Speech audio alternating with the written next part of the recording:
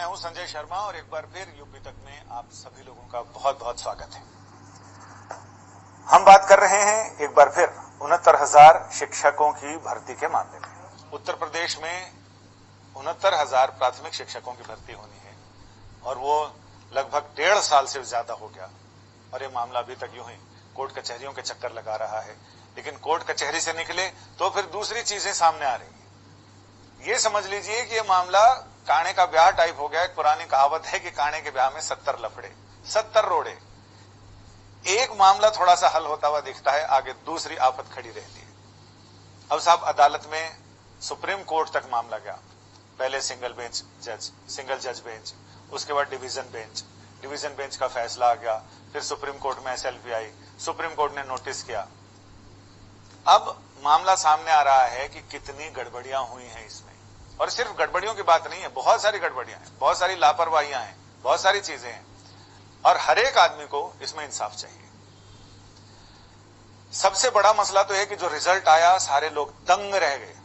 कुछ ऐसे कैंडिडेट हैं जो एक ही परिवार के लोग हैं। एक परिवार में अगर एक ही बाप के 4 बेटे बेटियां हैं, चारों 132, 150 में 132, 140, 141, हो सकता है कई के 150 से भी ज्यादा नंबर आ गए हों। ढंग से जांच कीजिएगा मुख्यमंत्री जी, ये पता चले कि शायद लोगों ने जितने पूर्णांक हैं उससे ज्यादा प्राप्तांक हो गए।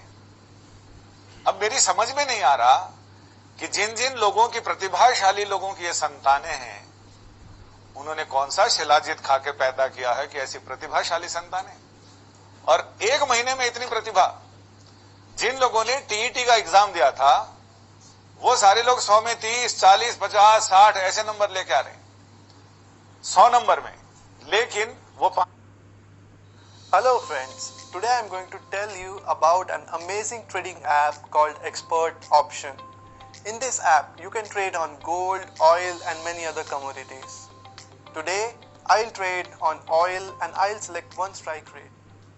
5 सब्जेक्ट में 14 सब्जेक्ट की तैयारी 1 महीने में की और उनके 150 में 141, 140, 137। जो लोग एक साथ बैठे हैं उनके एक जैसे नंबर हैं। एक ही परिवार के 4 लोग बैठे हैं, उनके 130, 131, 130, 131 नंबर आ रहे हैं। एक खास परिवार के लोग हैं, यह भी पता चला है कि उसमें 1-2 लोग तो खास पार्टी के जिला अध्यक्ष हैं। जिन सारे लोगों के जान पहचान वाले, आसपास वाले, परिवार वाले, भाई भतीजा वाले, इन सारे लोगों ने जबरदस्त प्राप्तांक हासिल किए हैं।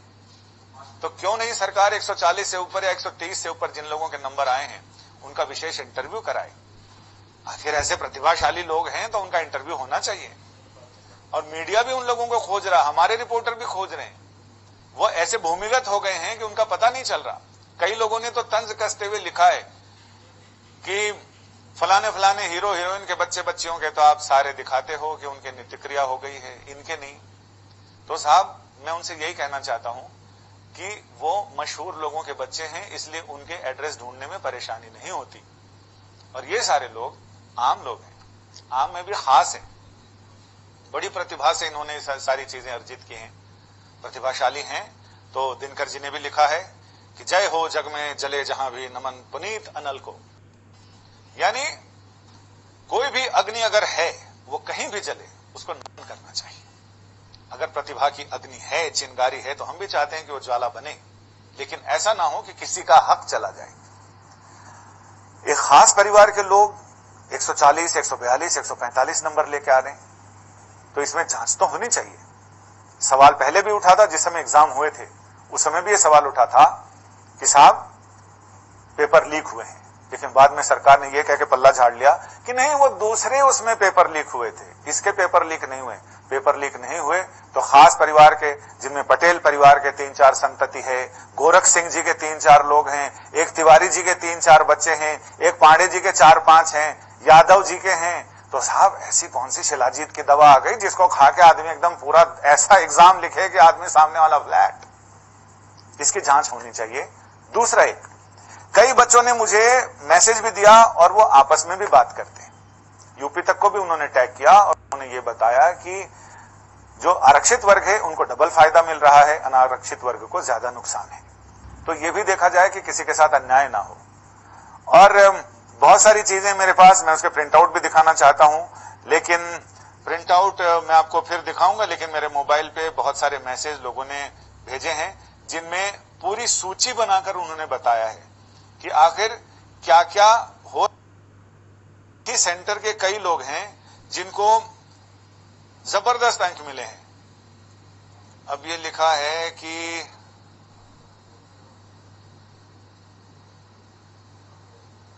एक ही सेंटर से लोग हैं जिनको 129, 125, 126 नंबर मिले हैं।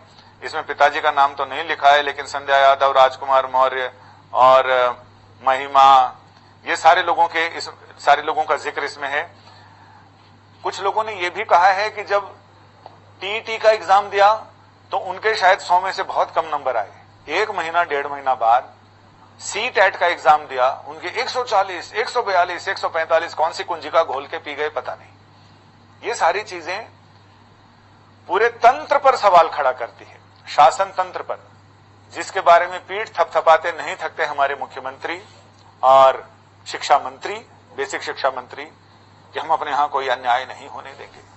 उत्तर प्रदेश को उत्तम प्रदेश बनाना है, लेकिन यह प्रदेश तब बनेगा जब लोगों का भरोसा आपके तंत्र में रहेगा। लेकिन इस तरह की चीजें होंगी तो भरोसा नहीं होगा। हमारी टीम तो लगी हुई है इन सारे कैंडिडेट्स को ढूंढकर इनसे पूछने की कि भाई साहब आपने कौन सी कुंजी कैसे घोल के पी ली जिससे कि आपको 150 में 140, 42, 45 नंबर आपके आए। अगर प्रतिभा इतनी जबरदस्त है तो उनको अलग से सम्मानित किया जाना चाहिए। और किसी तरह का कोई घोल है, कोई झोल है, तो फिर उसकी जांच भी होनी चाहिए। बिहार में जांच हुई थी और जिस समय टॉपर से इंटरव्यू लेने जब हमारी टीम के लोग पहुंचे तो वो 4 लाइन सही से लिख नहीं पाए।